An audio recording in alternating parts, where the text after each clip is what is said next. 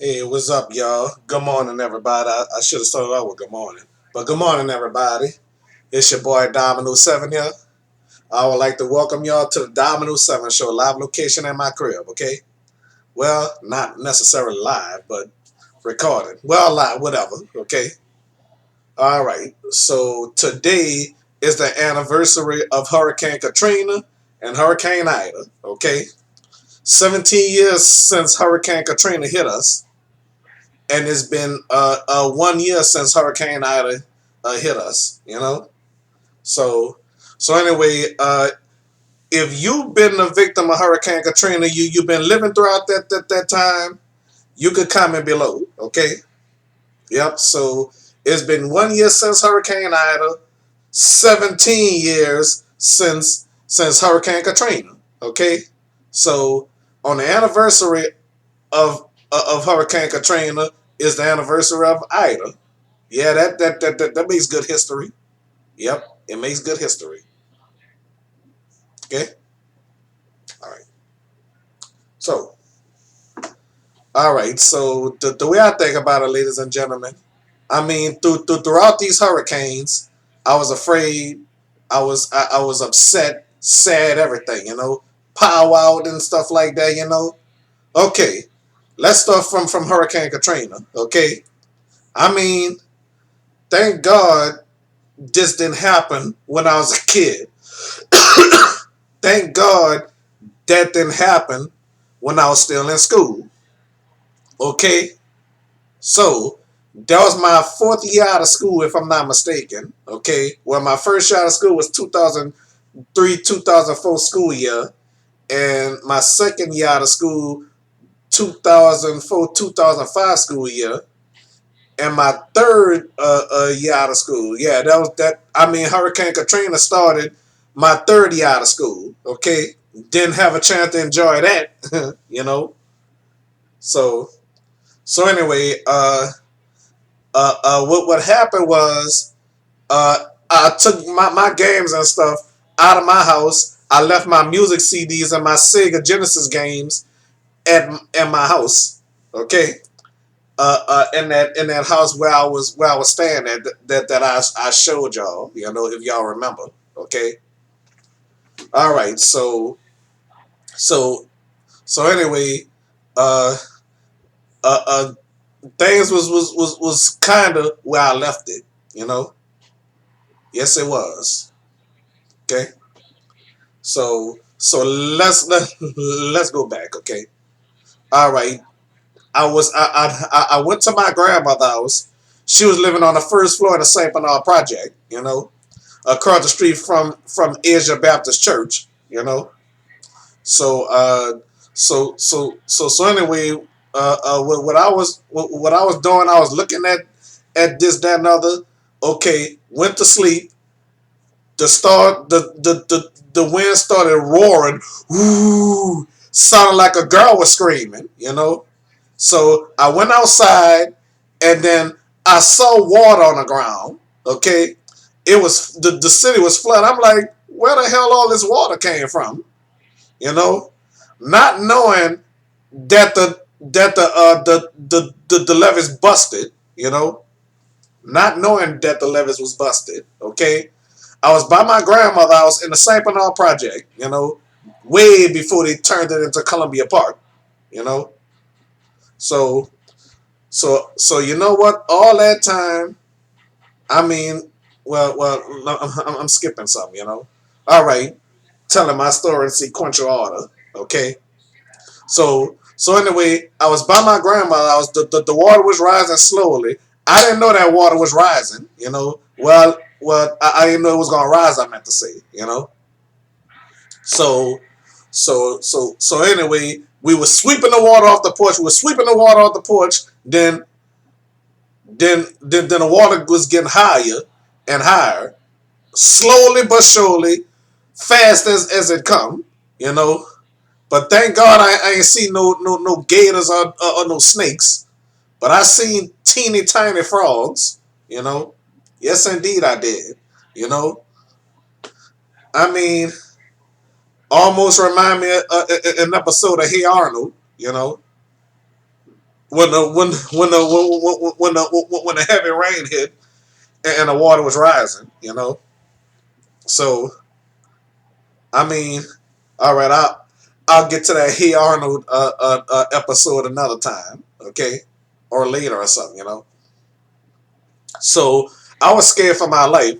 I mean, I was praying to God. I said, God, please get me out of this. Okay, we spent a couple of nights on the third floor by my auntie Valerie or cousin Valerie, whatever you want to call it, and whoever, whatever. But but you know what? We stood, I think, 2 days and 2 nights, and then we spent one night on that on the bridge. I, I wanted to go to the Superdome. Had no idea bad stuff was happening at that Superdome. So we took the helicopter and we flew to Metairie. I thought we flew to Baton Rouge. How stupid I was. I'm sorry to call myself stupid. But we was in Metairie. There was dry land in Metairie. Thank God there was dry land in Metairie. You know. So I don't think the water was high. So when my mom was walking, she had lost a shoe. You know. hmm I mean, so many people out there. I was wearing my New Orleans jersey. That's what I was doing. I was wearing my New Orleans jersey, and I still have that New Orleans jersey till this day. Okay, so I'll show y'all that New Orleans Hornets jersey whenever I can. Okay, but not right now, not today, or probably later today or whatever. Okay, I kept that damn same New Orleans jersey on for a couple of days straight.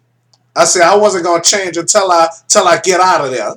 And guess what? I got out of there, got some excess clothes and stuff like that. But I think I'm gonna show you some clothes. Okay, let me see. All right, some clothes like these shorts right here. I never wore it. You know, and not this shirt. A few things that I got rid of. And this shirt here that I still have. Okay, Polo Jeans Company.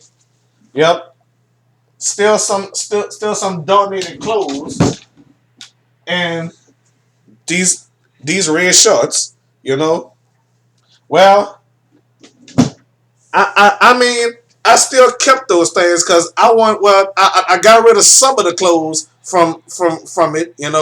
I turned it into Goodwill. But those shorts and all that, I want to give it to the girl that's gonna be my girlfriend.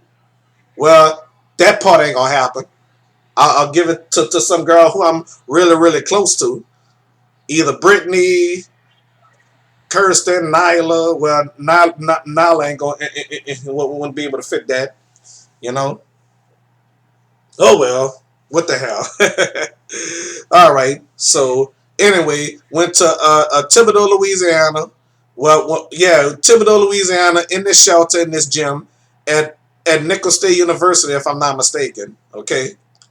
All right. Stood there for a week until our family members from Vacherie came got us. And for some reason, I don't know why, I kind of got used to Vacherie just that fast until my cousin Elton came and picked us up. Thank God for Elton. Thank you, Elton. Okay. Well, I doubt it if my cousin Elton gonna watch this, but just in case he do, thank you, bro. All right. So brought us way to Dallas and stuff like that. Stood in the Eastfield Village apartments for a month and a half, and I met these people, Miss Loopy, Mr. Jesse, and the three daughters and only son, Jessica, Victoria, Alex, and Bubba. Okay, so anyway, Victoria told me she was on a cheerleading team at a at a school. Okay, and then and I say, what about Alex? Was she was on the team? She had said she was on the team, but she got kicked off the team for having a fight with one of her teammates. You know. Yep. So anyway, when I heard that story, I was like, wow. And then when I spoke to Alex, I said, Alex, I heard that you. I told her I heard that you had a fight and you got kicked off the cheerleading team. She said, yeah. And then I made her laugh. I said, you whipped that ass, huh? She kept laughing. I said that so many times. I said, you whipped that ass, huh? She like, you whipped that ass, huh? Yep. That's all I said. Every time I would see her, I tell her, you whipped that ass, huh? They were white people, okay?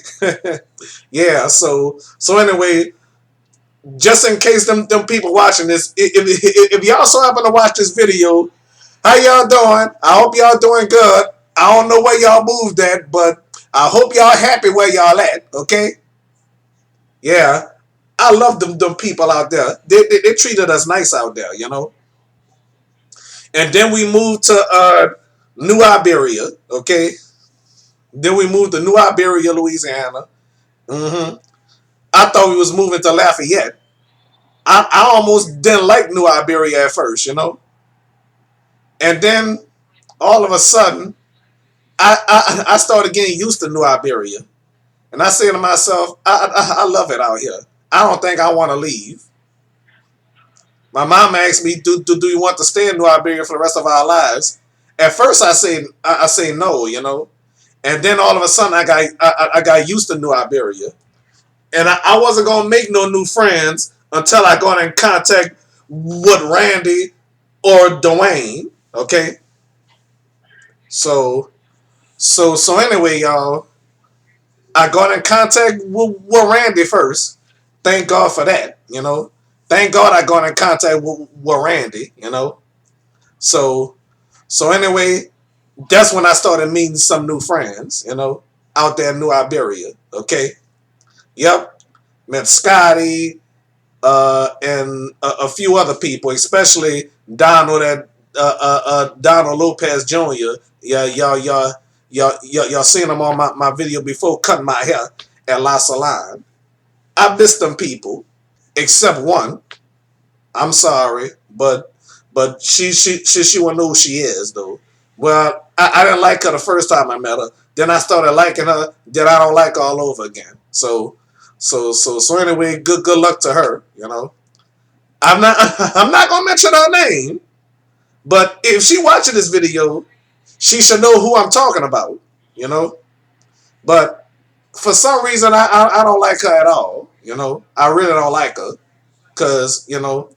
So just like well, I'm not gonna bring that part up on this video. Okay, I'll talk about it on another video. Okay, so moving on.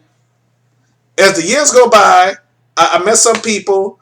Then I met the most prettiest girl of all, the most cuckooest, goofiest girl of all, or woman, or whatever the hell we should call her, or whatever. I mean, the sweetest, arrogant, beautifulest, nicest, meanest girl I've ever met, Tanya.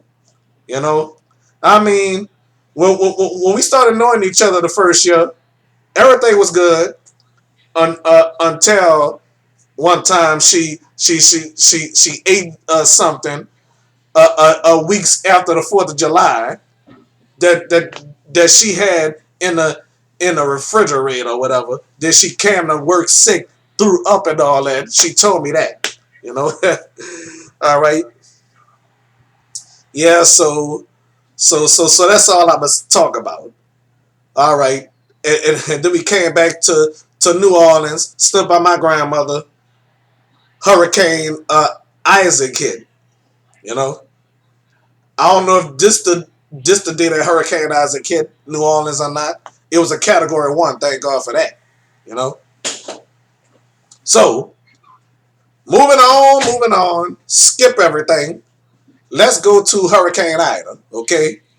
I was thinking about staying in this house. You know. I was thinking about staying in this house before Hurricane Ida hit. You know. So went by my auntie Sandra. I know y'all watched the video clips. My Facebook Live. I ain't uploaded until after I got home. I ain't uploaded until after I got home. So I knew I was coming home. Thank God. But the only difference between Hurricane Ida and Hurricane Katrina, the levees didn't break the last time. Thank you, Jesus, the levees didn't break. But there are some people that lost everything. And there's some people still till this day probably living in FEMA trailers. Because we lived in a FEMA trailer for 2 years, well, almost 2 years, from October 2005 until March of 2008. You know, that's past 18 months. We were supposed to stay there for 18 months. Free rent, free water, free lights and stuff like that. But the only thing we paid was the cable bill. That's the only thing we ever paid was our cable bill. You know, my mama said she was gonna miss all that free stuff. You know, my mama haven't lived long enough to experience Hurricane Ida, but she did experience Hurricane Katrina. My grandmother haven't lived long enough to experience Hurricane Ida. You know. Okay, so the way I think about it, I mean, these hurricanes and stuff, a blessing and a curse and a catastrophe and tragedy, whatever you name it, was all that at the same time. Sometimes that pays off, sometimes it don't pay off, but mostly hurricanes cost you your life. You know, it can cost you your life. Like a hurricane could knock over a heavy ass tree, and if the tree is right next to your house, that tree could fall on you and kill you. You know, that's why I do not like trees by my house. I really don't like trees. But out here, I was expecting the pole across the street to fall over or a tree to fall over, but there are some trees that fell over throughout the city. You know. I mean, I was expecting Hurricane Ida to destroy this house, but she didn't. You know. So as y'all watched, I was by my cousin Thaddeus' house. As y'all watched on Facebook, or y'all waited until I filmed I mean uploaded to here. Uh-huh. So yeah, I love Thaddeus' house. I mean, it was beautiful. I loved it. I love Thaddeus' house. I do. You know, a nice home. With an upstairs living room, a downstairs living room, and a kitchen connected. So when you're washing dishes and cooking, you can watch the sports game and stuff like that. And then the upstairs is not personal. But the bedrooms is personal. You know, so unlike unlike just a hallway that I have, instead of an upstairs living room, okay, that I don't have, that I wish I had. But truthfully, without the living room, the upstairs is personal. hmm That's why I pray every night. I ask the Lord every night to give me and Brock a nice home. Yes, indeed. Yes, indeed. I pray for that. Yep. All right. So yeah. Domino ain't no pimp. I don't know why I'm bringing that up. You know. So I mean that was my first time in Houston, Texas. Well, Humble, Texas, as far as that. I want to tell y'all something. Houston is beautiful, y'all. Okay. Whoever watching this from Texas, I want to tell y'all Texas is beautiful. You know what I'm saying? As well as Louisiana. I'm gonna come to your county and visit in peace. All right.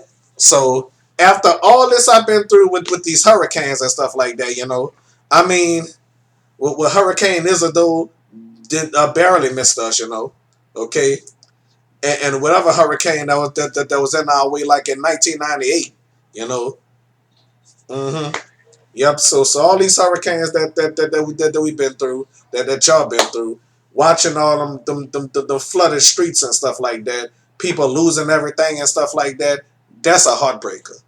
And some people defied the mandatory evacuations and stranded around floodwaters. You know. Okay.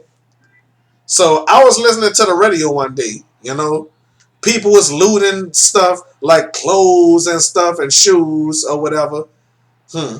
I'm like, you looting material stuff. What the hell you gonna do with that? You can't eat a TV. You can't eat a pair of shoes. You can't eat a pair of pants or clothes or whatever. You know, what in the world you gonna do with that? hmm And then this police sergeant or chief of police or whatever, he told people do not loot in Jefferson Parish. Our jails are still open. Yep. hmm Whoever he was, I gotta give him a round of applause. I gotta give him a round of applause. Do not loot in Jefferson Parish. You know. hmm I can't wait to move out there. You know, cause Jefferson Parish. I love you, Jefferson Parish. You know, always doing the right thing. You know. hmm Unlike our mayor and stuff like that. You know, cause I don't want to talk about our mayor. Cause that's the second mayor that we have that I don't like. You know. hmm the mayor I didn't like was Ray Nagin. I ain't like him. I like Mitch Landrieu. If I was living in New Orleans, I would have voted against Ray Nagin. How in the world did he you know mm, how in the world did he lose to Ray Nagin? You know? So yeah, you know. So that's all I got to say, y'all. Thank y'all for watching. You know. So I told the story as best as I could, you know. Oh, wait a minute. Before I forget, I keep forgetting, you know. All right. After during Hurricane Ida, I was concerned in my best friend Shamika. Yeah, I was really, really, really concerned in her. Me and her wasn't talking at the time, you know. For some reason, she was mad at me and stuff like that. I didn't know what the hell she was mad at me for, and I've been there for her, you know. So luckily, she was concerned in me, cause when I came back, my neighbor told me she was concerned in me. You know. Yeah. Okay. So yeah, I was like, yeah, I was like, I wonder how Shamika doing. I was thinking about her. No. Listen to me. Listen to me. Listen to me. I'm not in love with her. Okay, don't put that in your heads that I'm in love with her. If I was in love with her, me and her would have been together right now. We would have been together right now. She should have been sitting next to me right now in this room together. You know, doing this show. Okay, if I was in love with her, oh, we would have been together. And that's all I got to say. Yeah, I was concerned. You know, thinking about her during this time of need. You know, so all right then. That's all I got to say. All right, thank y'all for watching this. And if I left something out, I'll be back. All right, thank y'all for watching. All right, God bless. Bye bye.